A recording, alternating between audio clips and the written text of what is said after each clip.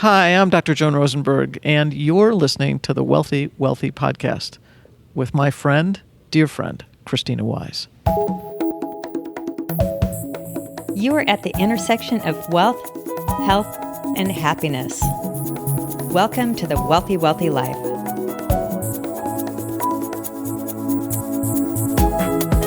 Hi, this is Krisstina Wise, and welcome to the Wealthy Wellthy Life.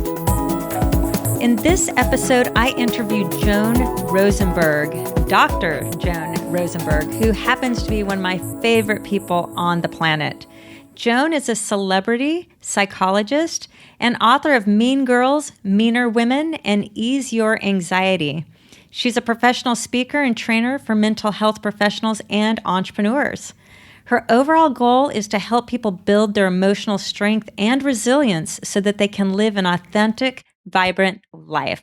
We all need a little Joan in our life. In this episode, we talk about several different mental health issues, and I'm not talking about mental illness. We're talking about mental health, like how to be mentally healthy for top performance. We talk about the physicalization of emotions and how it can show up as pain and other somatic feelings we may experience in our body that we don't even realize. These pains or aches or weird feelings come as a result of our emotions that we've not dealt with. We talk about the difference between biological depression and soulful depression. And we talk about why we should all embrace change. And we talk even a little bit about mental health and the stigma and why we all need to get over that stigma and just focus on being healthy and doing whatever it takes to move to an optimal place of health and happiness. I hope you enjoy this episode. Joan, it's so great to be here with you. It's been a long time since we've seen each other. It has been a long time. It's phenomenal to be back with you. So it's just great to see you, great to be in your energy, and great to see what you're doing with everybody in terms of all the content that you're delivering. It's phenomenal across the board. Well, thank you. Well, you're part of that content. So where I really want to sort of expose your teachings and your messaging because it's so important. And I mean, you know what I've been through. You're a big part of my journey. I think you were part of the PTSD diagnosis and trying to work with me when I was going through that. But in a new sort of functional psychology way and just being there and listening.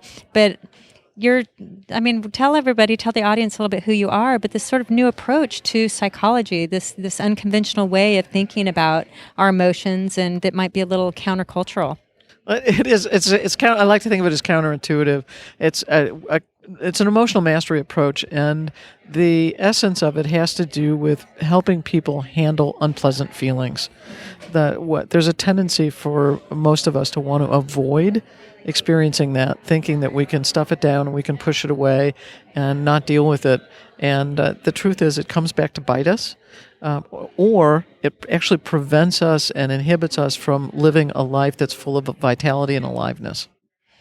It's so true. And I know from personal experience is that part of my PTSD breakdown, if you will, came from I've always been resilient and strong. And I thought that was part of what I was supposed to do is like this high performers, just not address all that trauma and all those issues that had been there forever. And if I ignored them, they would never bother me. They would never interfere in my life until one day they popped up and they were everywhere. So I know from personal experience, the approach of ignoring them and pretending like they don't exist doesn't work. That's absolutely true. In fact, the more you distract, the more you disconnect, and what I like to say, the more you suppress, the more you lead yourself down a path of what I call soulful depression. And the first thing I think that shows up after that is the more you distract, over time it shows up as body symptoms or anxiety or feeling more vulnerable or feeling out of control. And then it drifts into kind of feeling like I like to think it's like a sort of a split off sense of self. You're experiencing stuff, but you actually can't feel your experience. So what people will describe is kind of feeling numb or dead inside or depressed. And for me, that's the language of the split. And then it just gets worse from there, isolation, alienation, and sometimes even the despair that leads to suicidality. And so so much of this is by suppression. Is that what you're saying? That we're not addressing our feelings? We don't know how to approach our emotions, and by virtue of ignoring them, at some age, they sort of come back and bubble up? Or how does all that work? Well, I think it starts to show itself in different forms. A colleague of mine likes to say that what doesn't get emotionalized gets physicalized. So again, and we have so many different ways to distract ourselves. Could be drugs. For men, it's often pornography. It could be shopping for women. It could be, and we can go on and on and on over the list. And I think I've identified 30, 40 different ways to do that. In fact, having feelings about having feelings is a way to distract and disconnect. Anxiety is, for me, a disconnection. So the more one does that and distracts and disconnects in those ways, the more you start down that path of soulful depression. It's actually been my belief that some of the depression that people are treating with medication is actually not true biological depression. It's what I call this soulful depression. It's us being disconnected from our feelings, the very thing that brings us aliveness and vitality, and instead we then travel down this path of soulful depression. Well, and I think that, tell me if you agree or not, but there's kind of two things going on. Is there's the suppression and what can manifest by suppressing, especially when there's been trauma or maybe some real underlying issues that never get addressed or sort of explored and taken care of. But there's also the piece where we don't know how to get in touch with our emotions, right? That it's not necessarily, suppression usually too, but there's also this feeling angry is bad or this feeling's bad, or we don't even know what we're feeling. Like we're so busy and in our heads and going. We're not even slowing down enough to say, how do I feel? Right. Right. I totally agree. Okay. I totally agree with you. And if we stay fast-paced like that and ignore what's going on inside of us and only are paying attention to what's going on outside of us, we will miss that. What's really fascinating to me is that and I think also what people don't realize is that you come to know what you're feeling by bodily sensation. And so when we have those reactions like, oh, I'm feeling sad, like my heart literally feels heavy, or past clients of mine, when she would get angry, she'd feel heat at the back of her neck, or another one would get angry, she'd feel heat in her arms. So it's different for all of us, but when we don't pay attention to our own internal signals, and we don't notice what we're noticing, or we're not aware of what we're aware of inside of us, then we dismiss it, we run right past it, and we stuff it right down. And it's an epidemic. I mean, I think more and more, and just more people are feeling depressed. More of us are anxious. More of us are seeking medication. I mean, I wouldn't even guess what the prescription for this sort of medication is on the psychological side, but I'm guessing it's probably pretty high, right? Yes, very high. Very high. And I wonder if that's why placebos work. Is that they're, because they actually feel like they're treating something, but they're just getting started down a path and go, oh, I feel better. Yeah, no kidding. Well, as a high performer and on the track that I was on, and then I had my crash and had to deal with PTSD and go to the dark place at the very bottom, is that there was a lot of that learning. Like I had to get in touch with my emotions. But before that, I just went sort of down this traditional route. And what happened? Talk therapy, meds. Right. And next thing I knew, I was just medicated, and nothing was getting better with the medication. No, in fact, some medications, oddly enough, can actually almost take away the experience of the feeling. So I totally understand what you're saying with that. Yeah. So what do you see? Like, what's sort of this new approach? Like, well, let me back up actually before we even jump to that, because you said something that triggered a conversation I had. John Gray's been in the Wealthy Wellthy conference with us, and I did a podcast with him, and he's Men Are for Mars, Women Are for Venus. Really smart guy. But he was a monk for 9 years. So he told that story. But when I had dinner with him, it was really interesting because we talked about life as a monk, and then lives of monks are people that are really on this meditation path. And he said it's a great thing to reach this place where you can meditate and you can get out to that space and you can disconnect. But he said a lot of monks and people that are just in that realm, they actually get sick or they actually experience some tough things in life because they think if they get there, they don't have to deal with their emotions. So they never deal with these emotions. They never get to the emotion. They think they can just skate right over them. And he's now to the place as, psychology too, like, no, you want to go here and be able to use this meditation as a practice to disconnect and look at your body, but really to somatically get back in. Because if not, it's still going to come up. Even as a monk, you really still have to address those things. That's fascinating. So, so I wanted to know what you would, I guess that's what you're noticing. It's like, you still have to deal with those feelings. No, you still have to do it. Yes, absolutely. Again, I like to think of feelings as our experience of aliveness. So it's really our spontaneous reaction to life, and so it doesn't matter whether it's pleasant or unpleasant to us. It's our spontaneous reaction to life. Most of us just want to feel the pleasant stuff. So if the monks are out there just trying to meditate their way through the stuff that's also unpleasant to them, yes, it's then what they're doing is they're numbing out from, they're meditating, if you will, away from the full experience of aliveness. And they just want to stay chill, but not really feel the fullness of the whole range of their experience. Well, and it turns physical. So what John was saying is that they get these cancers, it does manifest. They're not addressed and they're manifesting. You'd think like, no, it's this low-key life. You're meditating. You're going to live to 200. And he's like, no, they're actually really dying. And he brings it back. And so it's right in line with what you're saying. What doesn't get emotionalized gets physicalized. Yeah. That's deep. I mean, that I think part of, the integrative conversation that we're having is that, again, we've lived in sort of these siloed ways of believing, and it's like it's a very separate, our emotions from our physicalness, and it's like you're saying like, oh no, these diseases can manifest from, yes, absolutely, from being emotionally unhealthy, right, and not addressing these things, right, yes. Let alone the suffering. Yeah, people who complain of backache, they complain of stomach distress, neck pain, shoulder pain. It's carrying the burdens of life. I mean, the other thing to do is to think of body as metaphor. So if my shoulders hurt, then I can start. Well, what am I shouldering, metaphorically, emotionally? That's good. What we think of it in those kinds of ways. So, if my feet hurt or my knees hurt, then those are support elements. So how am I not feeling supported in my life? Wow. So I mean, there's many ways to start to think about the body as metaphor for what's happening emotionally for us too.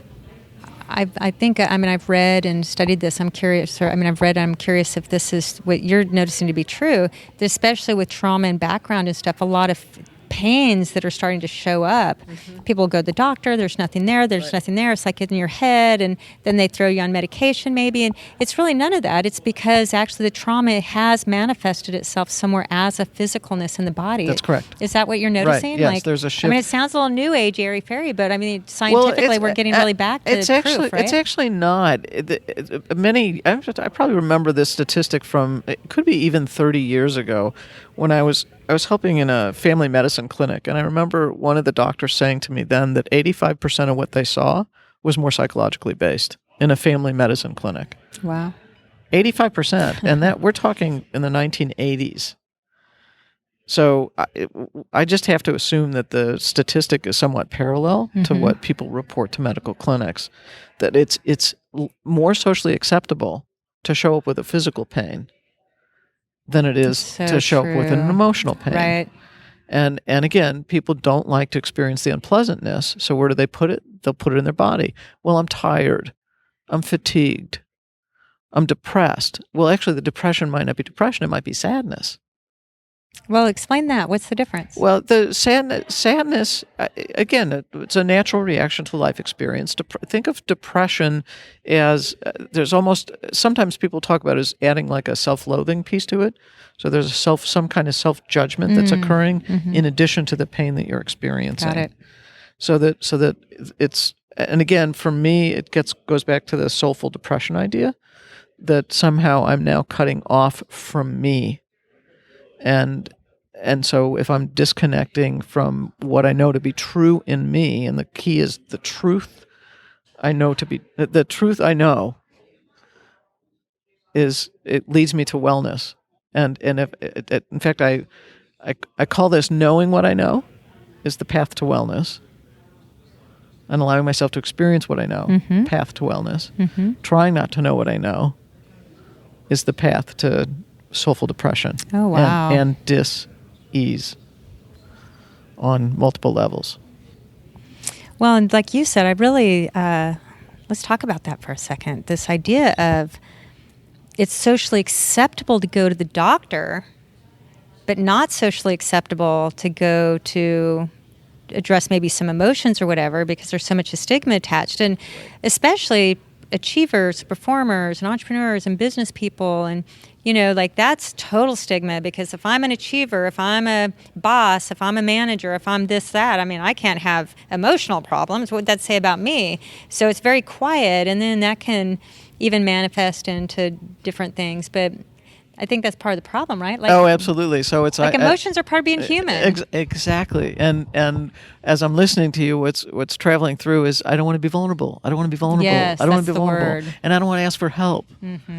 Except vulnerability, when we can choose to be vulnerable, we are at our greatest strength, our greatest emotional strength. You have to say that again, because that's... When we can, I think of vulnerability in two different ways. One I call non-conscious vulnerability, which is actually it's innate in all of us, where there's a protective mechanism. We're programmed for growth or protection, and so there's a process that occurs for all of us where we sense danger, safety, danger, and life threat. That I call non-conscious vulnerability. I realize it's a little heady, but and then there's vulnerability that we choose. So you doing the podcast is a vulnerability you're choosing. You standing up in front of a crowd, you owning a business, you leading, you putting yourself out there to be in an athletic competition. It doesn't matter what it is. Socially going and asking somebody for a date. All of those are active choices of being vulnerable. And when we choose to be vulnerable, we're at our greatest emotional strength. Wow. So a leader, an entrepreneur high achiever who doesn't want to admit, I need help, or those kinds of things, is backing away from the vulnerability. Except the vulnerability is a strength. But there's so much stigma around, like mental illness and it versus just emotions, and things are popping up, and let's take care of these, like a flu that will pop up. Let's take care of it. Right. Yeah. So how do we break some of the stigma? You know what? It's more and more of us getting out there and talking about these very issues. The second, I would imagine, is modeling. Again, as you have done at the Wealthy Wellthy Conference, and in other places, it's telling our stories of where we were hurting, and then kind of that discovery process of what led us out of that. Yeah, and it is a big part of why I share my story. It's very vulnerable and hard to admit, even that place I have been, and the darkness and the shame and just all the horrificness. But I am opening up and sharing that story now to hopefully give permission to others. That's exactly what it does. As soon as you open that door, everybody else can go, oh, whew. I can kind of wiping the sweat from their brow and going, me too. Yeah, and the gift of it is number one, going through it actually gave me so much more life perspective that I had missing before going in. So going through it actually ended up, I don't want to go through it again, but and you won't. It didn't. Thank you. But I wouldn't have so much perspective had I not. So gift number one. But gift number two is really dealing with my psychology, really addressing that trauma, and really get in touch with somatically and the emotions. It gives a whole, like you said, it's a whole new way to experience life, like just to be one with it. Right. It's really a beautiful feeling, even when you don't feel so good. And right. But it's like getting permission to feel bad. We don't have permission to feel bad in this day and age. That's true. And if you do, you medicate it and hide it. Yeah, and right. And I don't want that. I don't think you want that. The interesting thing is when I think of someone who doesn't have access to their feelings, that's and so that they're, as I was saying earlier, they're kind of split off. They know that they know that they're upset or angry or sad or something, but they actually can't feel it. so they don't have access to the vitality and aliveness that actually is within them and helps kind of define our aliveness, I think of that as hell on earth. That's my definition of hell. Is that you're physically alive but emotionally dead. And so the key here is that you want the full range of your whole emotional experience, so you have the full range and the full intensity of kind of the colors and the richness of also being fully alive. Right. Well, so the question that comes to me is, how do we do that? Because we go in, we go to the doctor, even now just regular doctors. Sure. They will listen, say, Joan, here's some you're depressed, and here's some antidepressant medications. Mm-hmm. We're not even going to the psychologist or the therapist, and there's so much great therapy these days. Right. But we're going to our MD. We think it's a physical thing. There's nothing physical. So then they go ahead and prescribe the medication, and then we get doled, and then it continues. So how do we break that cycle? Like, what do we do? How do we break that and get into this aliveness and get in touch with our feelings and can feel good about it? And how do you do that? The first thing I would do is I would have someone ask themselves, am I trying not to know what I know? Am I trying to keep things out of my awareness, whether it's thoughts, feelings, observations, reactions, doesn't matter what it is. Am I trying to keep out of my awareness things that are already in my awareness? Or do I allow myself to be in touch with what I know? Well, then, how do you feel sad? I mean, how do you, what's your advice for that? I guess maybe just give permission to people, like sadness or whatever emotion only stays for a while, and then the next emotion comes. Well, that's right. I think that's part of it we're avoiding. Like, I don't want to feel sad. Right. So I don't want to feel this. If I can just medicate or just ignore it or whatever. Right. Okay. So let's go to the mythology about that. Okay. So, which is what I think you were starting down in terms of the unconventional approach. Mm-hmm. Our feelings are temporary. They're not permanent states. They're not like blocks of ice. They're more like steam, or they're more like water. So, and you work a lot with this concept of flow, the energy flow. So let's think of feelings as kind of a flowing state, and it will pass through. So just like pleasant experiences pass, so will unpleasant ones. And the truth is that the feeling that we have will only last roughly 90 seconds. So that if someone can handle whatever it is that they're feeling unpleasant, whether it's anger, sadness, disappointment, you can name it, then the key here is just to allow themselves to ride that wave. Like they're walking on an ocean shore, just ride the wave. They can body surf it, they can boogie board, they can canoe. I don't care what mental path or visual image works for them. But that they can, the key is to ride the waves of unpleasant feeling. Just know that they're temporary, and they won't be in a permanent state, and that they can make their way through that. It's not just one wave. You've got to be open to the possibility that it's multiple waves, mm-hmm. and then it will pass. The beauty of it is if they stay with the feeling, the insight comes after. Mm-hmm. You don't get the insight without the work. It's so true. So you have to stay with the experience, and then you start to accrue the insight and hopefully wisdom from your experience. So that's talking about the how-to for day-to-day life, just riding the wave of different feelings, be in touch with that. And what about feelings we're suppressing with trauma or with some serious things? Again, we've been believed, especially as business people, achievers, performers, stuff that stuff down. So what's the healthy thing to do, especially if it starts bubbling up? What do you recommend as far as therapy, or what do people do when they start noticing these things? Or how do you start addressing some of the stuff that's been buried? The absolutely most simple thing to do is to take out a pad of paper and a pen and actually do it physically by writing as opposed to digitally. because there's something that activates the brain in a certain way when you're actually putting pen to paper as opposed to typing. But people can journal. That's the absolute first thing that they can do. Actually, that's the second thing that they can do. The first thing that they can do is to pause and to self-reflect. Just take the time to self-reflect. The second thing that they can do is journal. The third thing that they can do is go talk to people that they feel close to in their environment. The fourth thing that they can do is to go find mental health professionals or parallel professionals in their lives that can offer good counsel.